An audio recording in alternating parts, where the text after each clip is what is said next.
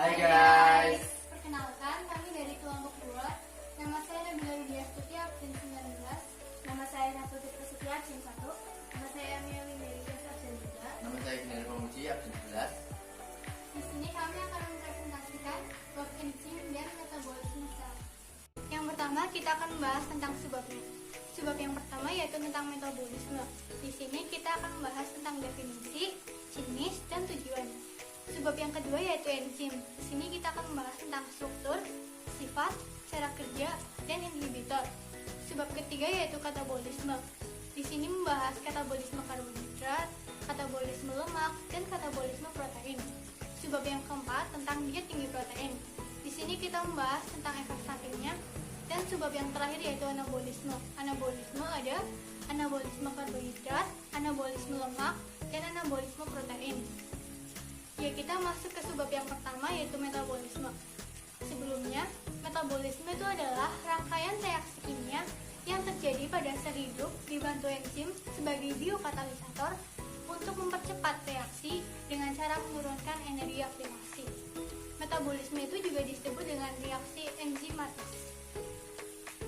Nah, jenis metabolisme itu ada dua. Yang pertama anabolisme dan yang kedua katabolisme. Kalau anabolisme itu menyusun molekul sederhana menjadi kompleks dan membutuhkan energi atau endotom. Contohnya itu fotosintesis. Yang kedua yaitu katabolisme.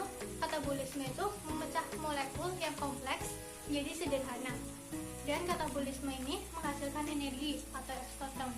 Contohnya respirasi air. Nah, tujuan metabolisme itu menghasilkan ATP.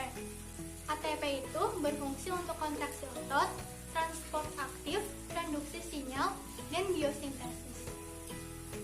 Yang kedua yaitu enzim. Enzim itu adalah protein yang tersusun atas asam amino yang berukuran lebih besar dari substratnya, yang berfungsi untuk mempercepat reaksi dalam tubuh, tapi enzim itu nggak ikut bereaksi. Nah, struktur enzim. Enzim itu terdiri dari apoenzim ditambah kofaktor, itu akan menjadi holoenzim. Apoenzim itu sendiri adalah protein. Nah, protein itu bersifatnya labil dan dia belum aktif. Contoh aktivitas dari apoenzim itu adalah proses pembekuan darah. Dan untuk yang kofaktor itu adalah non-protein dan sifatnya itu stabil, nggak kayak apoenzim. Contoh dari kofaktor itu adalah ion-ion anorganik dan senyawa organik. Dan dari apoenzim dan kofaktor itu akan menghasilkan holoenzim, yaitu enzim yang sudah aktif. Selanjutnya yaitu sifat enzim. Yang pertama, komponen protein. Jadi enzim itu sifatnya labil seperti protein. Yang kedua yaitu biokatalisator, yaitu mempercepat jalannya reaksi, tapi enzim itu nggak ikut bereaksi. Yang ketiga yaitu termolabil. Jadi enzim itu mudah rusak bila dipanasin lebih dari 60 derajat Celcius. Yang keempat, yaitu dibutuhkan dalam jumlah sedikit. Yang kelima, komposisi enzim sebelum dan sesudah reaksi itu tetap. Yang keenam yaitu bersifat spesifik. Maksudnya, satu jenis enzim hanya bekerja pada satu substrat. Yang ketujuh yaitu bekerja pada dua arah. Enzim dapat menguraikan suatu senyawa menjadi senyawa lain dan juga dapat mengembalikannya ke semula.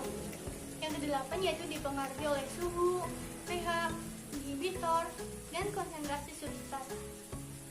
Nah, lalu kita akan membahas gimana sih cara kerja enzim. Ada dua cara. Yang pertama itu cara lock and key teori dari Fischer. Dia menyatakan bahwa enzim mempunyai bentuk tertentu yang hanya sesuai dengan satu substrat saja. Nah, dapat dilihat kan gambarnya? Yang atas itu ada enzim, dia tuh enzim punya bentuk tertentu yang mana bentuk tersebut hanya berlaku untuk satu substrat saja, tidak dapat untuk substrat yang lain. Nah, teori yang kedua itu tentang induksi fit theory dari Daniel Kessler. Dia menyatakan bahwa sisi aktif enzim lebih fleksibel dalam menyesuaikan substratnya. Nah, di sini ada gambar yang kedua. Nah, dia tuh maksudnya ada enzim. Nah, enzim tersebut bentuknya itu dapat menyesuaikan dengan substratnya. Dan ketika substratnya udah menjadi produk, enzim itu berubah bentuk menjadi bentuk enzim yang semula. Nah, yang terakhir kita akan membahas tentang inhibitor. Sebelumnya tahu nggak inhibitor itu apa? Jadi, inhibitor itu adalah zat yang menghambat kerja dari enzim. Inhibitor itu sendiri terdiri dari dua jenis. Yang pertama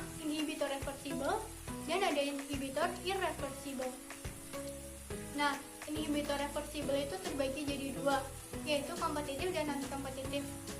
Kalau inhibitor reversibel itu sendiri artinya inhibitor yang tidak berkaitan secara kuat dengan enzim. Lalu kita menuju ke jenis inhibitor reversibel yang pertama, yaitu kompetitif. Dia itu memiliki struktur seperti substrat sehingga akan bersaing menempati sisi aktif. Jenis yang kedua yaitu non-kompetitif. Dia tuh melekat bukan pada sisi aktif sehingga enzim akan kehilangan sisi aktifnya. Sedangkan inhibitor irreversibel itu sendiri adalah penghambat yang berkaitan dengan sisi aktif enzim secara kuat sehingga tidak dapat terlepas. Selanjutnya, subbab yang ketiga yaitu katabolisme. Katabolisme ada tiga, katabolisme karbohidrat, katabolisme lemak, dan katabolisme protein. Yang pertama ada katabolisme karbohidrat, yaitu respirasi dengan glukosa sebagai bahan baku yang diuraikan menjadi karbon dan air serta menghasilkan energi. Terdiri dari respirasi aerobik dan respirasi anaerob. Yang pertama, respirasi aerobik. Apa itu respirasi aerobik? Respirasi aerobik yaitu respirasi yang menggunakan oksigen bebas untuk mendapatkan energi. Dengan persamaan, C6H12O6 plus 6O2 menjadi 6H2O plus 6CO2 plus 625 kcal. Respirasi aerobik terdapat 4 tahap. Yang pertama, glikolisis. Glikolisis terjadi pada sitoplasma. Glikolisis itu penguraian glukosa dengan menghasilkan NADH dan ATP. Yang kedua ada dekarboksilasi oksidatif. Terjadi pada matriks mitokondria, dialami oleh asam purifat dan reaksi antara glikolisis dengan siklus Krebs. Yang ketiga, siklus Krebs. Terjadi pada matriks mitokondria, dialami oleh asetil koenzim A. Pada prinsipnya, reaksi siklus Krebs merupakan reaksi yang dikatalisasi oleh enzim. Yang keempat ada transfer elektron. Terjadi pada membran mitokondria. Hidrogen dari siklus Krebs diubah menjadi proton dan elektron. O2 sebagai penerima elektron yang terakhir. Jumlah ATP dari keseluruhan proses katabolisme satu glukosa yaitu glikolisis menghasilkan 2 NADH plus 2 ATP sama dengan 8 ATP. Oksidasi dari piruvak menghasilkan 2 NADH sama dengan 6 ATP dan siklus Krebs menghasilkan 6 NADH plus 2 FADH2 plus 2 ATP sama dengan 24 ATP. Jadi total keseluruhannya adalah 38 ATP. Yang kedua ada respirasi anaerob, yaitu reaksi pemecahan karbohidrat untuk mendapatkan energi tanpa oksigen. Dengan persamaan, C6H12O6 menjadi 2C2H5OH plus 2CO2 plus 21 kcal. Proses respirasi anaerob dibedakan menjadi dua. Yang pertama, fermentasi alkohol. Reaksinya yaitu C6H12O6 menjadi etanol, kemudian menghasilkan 2 ATP. Yang kedua, fermentasi asam laktat. Dengan reaksi C6H12O6 menjadi asam laktat dan menghasilkan 2 ATP. Fermentasi adalah perubahan enzimatik dari substansi organik oleh mikroorganisme untuk menghasilkan produk-produk organik yang lebih sederhana. Selanjutnya yaitu katabolisme lemak, yaitu dimulai dari pemecahan lemak menjadi gliserol dan asam lemak. Contoh reaksinya yaitu trigliserida ditambah 3H2O menghasilkan gliserol dan asam lemak. Yang pertama, katabolisme asam lemak, yaitu reaksi beta oksidasi asam lemak bebas diaktifkan menjadi asam lemak palmitat koenzim A dengan menggunakan 2 ATP. Asli koenzim A dibawa menuju mitokondria dan dioksidasi menjadi asetil koenzim A. Yang kedua yaitu siklus Krebs. Asetil koenzim A dioksidasi menjadi CO2. Yang kedua yaitu katabolisme gliserol. Gliserol diubah menjadi gliseraldehida 3-fosfat. Gliseraldehida 3-fosfat kemudian masuk ke katabolisme karbohidrat. Selanjutnya yaitu jumlah ATP dari proses katabolisme asam lemak. Yang pertama, reaksi beta oksidasi dengan 35 ATP yaitu ATP plus ditambah dengan 2 ATP yaitu dengan ATP min. Yang kedua yaitu siklus Krebs dengan 90 ATP dengan ATP plus. Jumlah total yang dapat kita hitung yaitu 129 ATP. Selanjutnya yaitu katabolisme protein, yaitu diawali di lambung dengan penyusunan asam amino dan dilakukan oleh enzim protease. Prosesnya ada 3 tahap, yaitu tahap pertama, produksi asam amino yang dihasilkan dari penguraian protein yang ada di dalam tubuh, disugesti oleh protein diet, kemudian disintesis asam amino dalam organ hati. Yang kedua yaitu pengambilan nitrogen dan asam amino. Yang tahap yang ketiga yaitu penguraian pada katabolisme asam amino menjadi energi. Penguraian ini terjadi melalui siklus asam dan siklus urea yang merupakan sebuah proses pengolahan hasil sampingan dari penguraian asam amino itu sendiri. Selanjutnya yaitu yang keempat, ada diet tinggi protein dalam pengelolaan berat badan. Diet tinggi protein adalah modifikasi diet dengan meningkatkan rasio protein dan meminimalkan karbohidrat sebagai sumber energi tubuh. Protein memperlama waktu pengosongan lambung dan mempengaruhi hormon kolesisitokinin dan GLP-1 yang mengatur rasa kenyang. Peningkatan konsentrasi asam amino hasil pencernaan protein yang menstimulasi gluconeogenesis. Meskipun metode diet tinggi protein ini terbukti efektif dalam pengurangan berat badan, ada efek sampingnya yaitu yang pertama, tidak memenuhi persyaratan gizi tubuh. Yang kedua, menimbulkan gangguan ginjal. Yang ketiga, meningkatkan resiko batu ginjal. Yang keempat, beresiko osteoporosis. Di samping itu, makanan protein untuk tinggi diet protein yaitu yang pertama produk olahan susu, yang kedua telur, yang ketiga daging, dan yang keempat seafood. Selanjutnya sebab yang kelima yaitu tentang anabolisme. Anabolisme sendiri ada 3, yaitu anabolisme karbohidrat, anabolisme lemak, dan anabolisme protein. Yang pertama, kita akan membahas tentang anabolisme karbohidrat. Anabolisme karbohidrat contohnya yaitu fotosintesis. Fotosintesis adalah anabolisme karbohidrat yang membutuhkan cahaya sebagai sumber. Untuk persamaan reaksi dari fotosintesis, kalian bisa lihat pada gambar di samping. Selanjutnya ada kloroplas. Kloroplas adalah organel sel yang di dalamnya terjadi fotosintesis. Bagian-bagian kloroplas kalian bisa lihat gambarnya pada gambar di samping, yaitu ada grana, lamela, stroma, tilakoid, membran dalam, dan membran luar. Tilakoid sendiri adalah kantong pipih berbentuk cangkang yang berfungsi sebagai tempat pembentukan ATP. Selanjutnya, kita akan membahas tentang percobaan fotosintesis. Percobaan fotosintesis itu ada 5. Yang pertama, percobaan dari Jan Ingenhousz. Pada percobaan Jan Ingenhousz sendiri merumuskan bahwa fotosintesis menghasilkan oksigen. Yang kedua yaitu dari Julius van Sach. Sach meneliti pada tahun 1860 dan menyimpulkan bahwa fotosintesis menghasilkan amilum. Yang ketiga yaitu dari Theodor Wilhelm Engelmann, menghasilkan bahwa fotosintesis dilakukan oleh klorofil dan dibantu oleh energi cahaya. Yang keempat yaitu dari Robert Hale. Robert Hale menghasilkan bahwa cahaya digunakan untuk memecahkan air. Hasil penelitian Robert Hale ini lebih dikenal dengan reaksi terang. Yang kelima yaitu dari Blackman. Blackman menyimpulkan bahwa reaksi reduksi CO2 oleh H+ tanpa melibatkan cahaya, hasil ini lebih dikenal dengan reaksi gelap.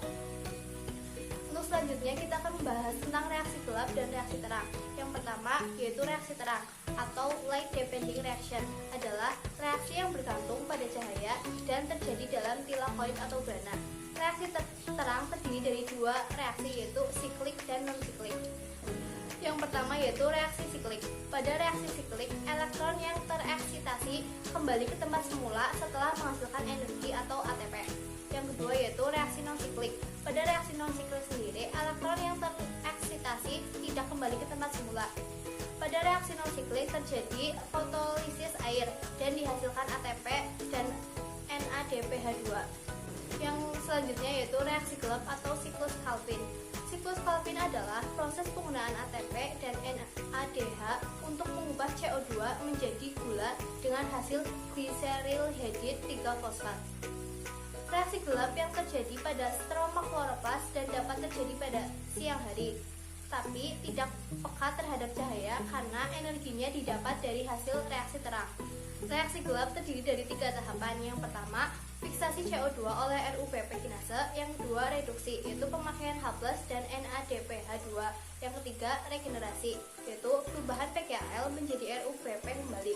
Glycerylhedid 3-fosfat bisa diubah menjadi hidroksiaseton fosfat dengan reaksi sebagai berikut, yaitu 6 CO2 plus H2O menjadi C6H12O6 plus NO2 plus NH2O. Cahaya yang berperan dalam fotosintesis adalah cahaya tampak. Penyerapan cahaya dilakukan oleh kloroplas dan di dalam kloroplas terdapat beberapa pigmen. Yang pertama yaitu klorofil A, yang kedua klorofil B, yang ketiga karotenoid. Pada klorofil A atau hijau mampu menyerap cahaya biru, ungu, dan merah. Yang kedua klorofil B atau hijau kebiruan mampu menyerap cahaya biru dan jingga. Dan yang ketiga karotenoid atau kuning mampu menyerap cahaya biru. Untuk jenis anabolisme yang kedua yaitu anabolisme karbohidrat. Pada anabolisme karbohidrat contohnya yaitu kemosintesis. Kemosintesis sendiri adalah anabolisme karbohidrat yang membutuhkan senyawa kimia sebagai sumber energi. Kemosintesis dilakukan oleh bakteri kemautotrof dan merupakan reaksi oksidasi. Contoh-contoh kemosintesis yang pertama bakteri nitritasi, yang kedua bakteri nitratrasi, yang ketiga bakteri hidrogen. Untuk reaksi kimianya kalian bisa lihat sendiri pada tulisan di samping ini. Selanjutnya yaitu anabolisme lemak. Lemak tersusun atas gliserol dan asam lemak. Gliserol terbentuk melalui glikolisis. Asam lemak terbentuk dari asetilkoenzim A. Sintesis lemak berlangsung di retikulum endoplasma. Persamaan reaksi anabolisme yang dapat kita ambil terdapat di atas. Yang kedua yaitu anabolisme protein. Anabolisme protein dilakukan dengan dua cara yaitu cara yang pertama reaksi aminasi reduksi adalah reaksi penggabungan gugusan amino pada suatu substrat.